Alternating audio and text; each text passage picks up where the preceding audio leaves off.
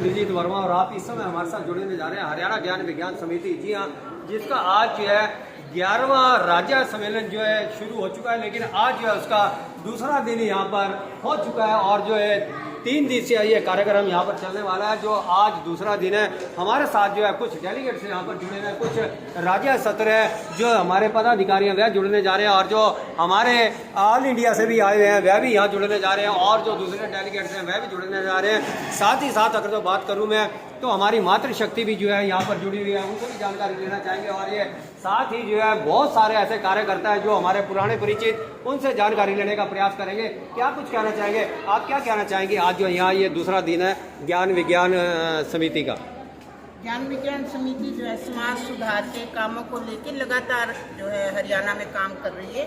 30 साल से भी ऊपर का समय हो गया है। 3 साल में हम जो है सम्मेलन करते हैं, उसमें हम समीक्षा करते हैं अपनी कि हमने अभी तक जो है लोगों के बीच में किस तरह काम किया, क्या हमारे सामने चुनौतियाँ आई, क्या समस्याएं आई और अभी हमें आगे अपने उद्देश्यों को आगे ले जाने के लिए और किन कामों को करना है और किस तरह के वैचारिक पक्ष के ऊपर काम करना है, किस तरह हमें अपनी कार्य नीति बनानी है, उन सब पर हम विचार विमर्श करते हैं। तो आज जो सम्मेलन चल रहा है उसमें इसी तरह के हमारे जो है विचार विमर्श चल रहे हैं। हम गोष्ठियों में बैठ रहे हैं, हम बातचीत कर रहे हैं, अपने जो सवाल हैं ज़मीन पे काम करते हुए जो हमारे सामने चुनौती आती है और जो हमारे सवाल जहन में होते हैं उन सबको हम यहाँ मिलकर साझा करके आगे के लिए जो है अपनी कार्यनीति और रणनीति तय करते हैं। आपका पूरा परिचय? अनीता शर्मा, हरियाणा ज्ञान विज्ञान समिति। तो अभी आपने सुना कि हमारी बहन ने यहाँ पर बताया, अनीता जी ने, कि कुछ उद्देश्यों की बात करी है और कुछ कार्यक्रमों की बात करी है, तो आप मुख्य तौर पर ये बताएं कि उद्देश्य क्या है?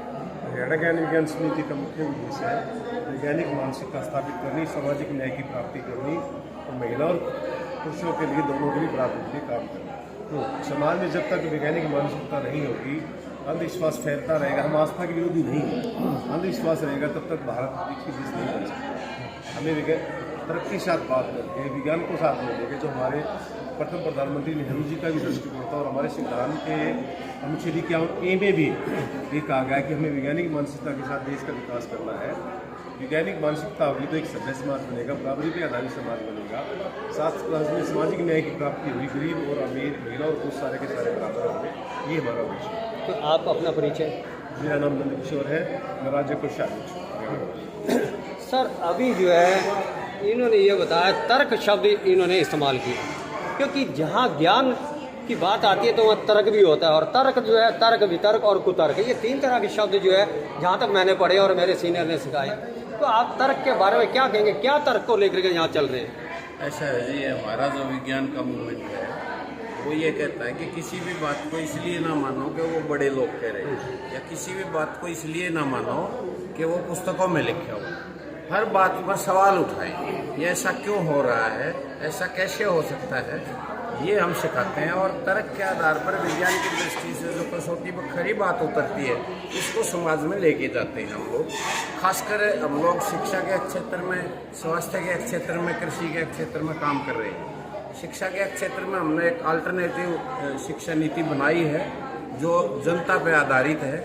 इसी तरह से स्वास्थ्य की जो सेवाएँ हैं उनका अल्टरनेट हमने पैदा किया है और कृषि के क्षेत्र में भी हमने जहर मुक्त थाली और ऑर्गेनिक खेती के बारे में हमारी यूनिटें काम कर रही हैं। सामाजिक न्याय के मुद्दे पर भी बात कर रही है कि हमारे जो संवैधानिक मूल्य हैं, समानता, स्वतंत्रता, भाईचारा, वो कायम रहे। समानता का अर्थ है कि धरती पर जितने भी हम मेल फीमेल हैं सब समान हैं और सब बोलने के लिए, अभिव्यक्ति के लिए लिखकर बोलकर अपनी बात रख सकते हैं और आपस का भाईचारा रहे और सबको सामाजिक न्याय। क्या बात है। अभी आपने सुना कि समानता की बात इन्होंने करी सिंह कुमार जी, तो आप समानता के शब्द को लेकर क्या कुछ कहना चाहेंगे? आप उधर हो जाइएगा थोड़ा। जी जी जी।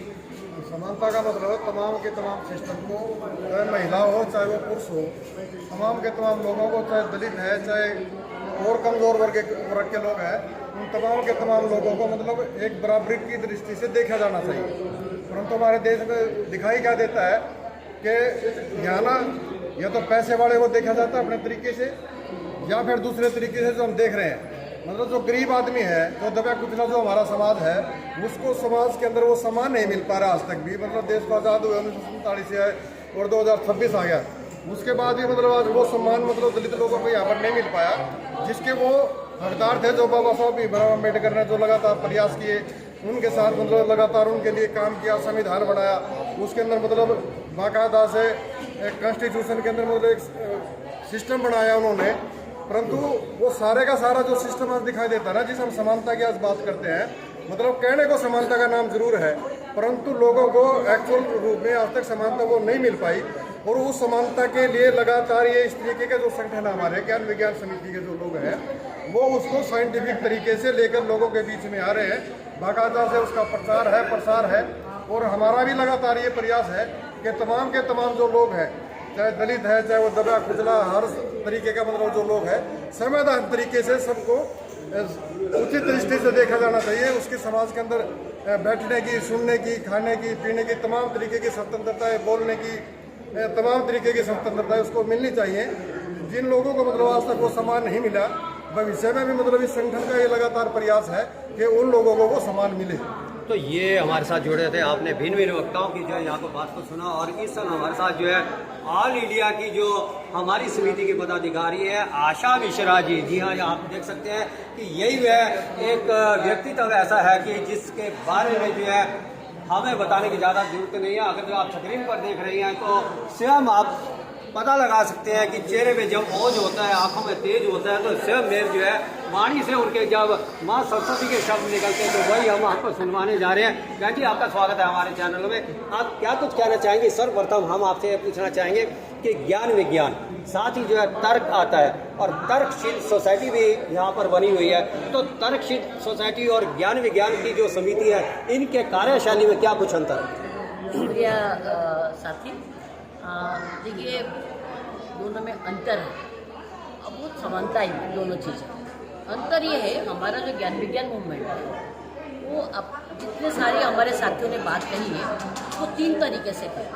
पहला तरीका होता है, जो भी चीज़ें होती है उसमें हम सरकार को बाकायदा हमारा क्या समझ है उसको लेके हम एक दस्तावेज देते हैं, एक पोजीशन देते हैं, एक रिकमेंडेशन देते हैं। कहते हैं कि जो आप चीज़ बना रहे हो वो बड़े आबादी के लिए वो अनुकूल नहीं है, उसमें ये होना चाहिए। पहली बात तो हमारा ये तरीका। दूसरा तरीका होता है, खाली हम ये नहीं बोलते, हम अगर उसके साथ साथ हम थोड़ा प्रोटेस्ट करते हैं।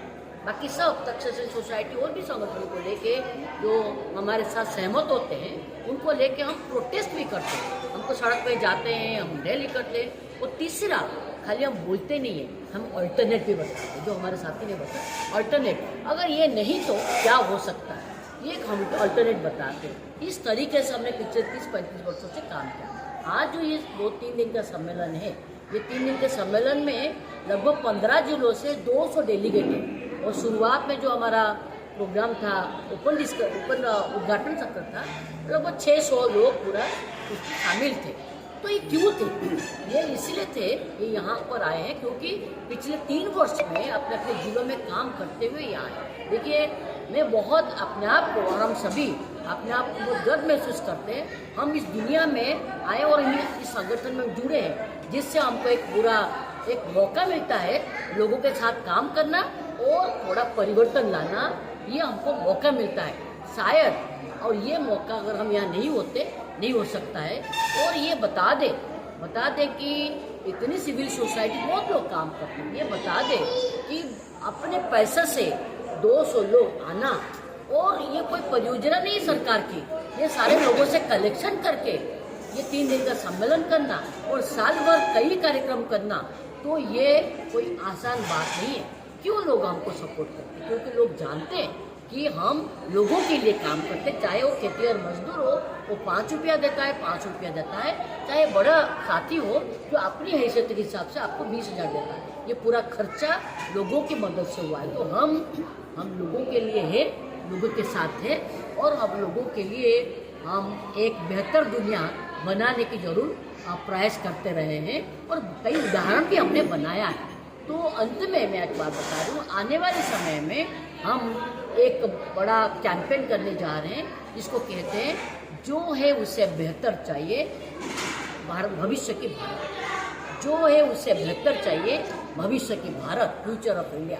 क्योंकि हम आज जो भारत है उस भारत एक 2 खाई बनाया है, एक 20% जनता की खाई जिसमें जरूरत से ज़्यादा संपत्ति है और एक 80% जनता की जिसके पास बहुत कम है। वो रोज अपने रोजी रोटी के लिए संघर्ष करता है और उसके पूरा बात बताया। इसलिए हम इस खाई को के लिए इतनी परेशानी है, आर्थिक रूप से, सामाजिक रूप से, सांस्कृतिक रूप से इतने लोग परेशान हैं, शैक्षिक रूप से।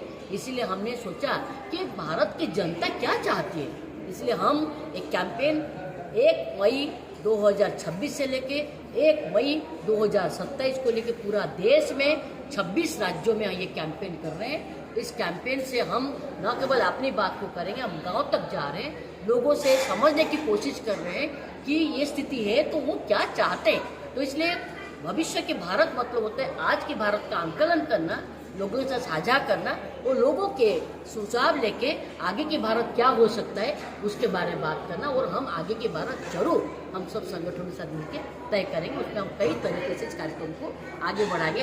आज हमारे अंतिम सत्र में इस कैंपेन के बारे में बातचीत होगी। तो मैं जो एक असमानतामूलक समाज है, जो संविधान में जो मूल्य दिया है उस मूल्य के साथ हमारा ज्ञान विज्ञान मूवमेंट, हमारा पीपल साइंस मूवमेंट हमेशा रहेगा और हमेशा करते रहेगा। शुक्रिया।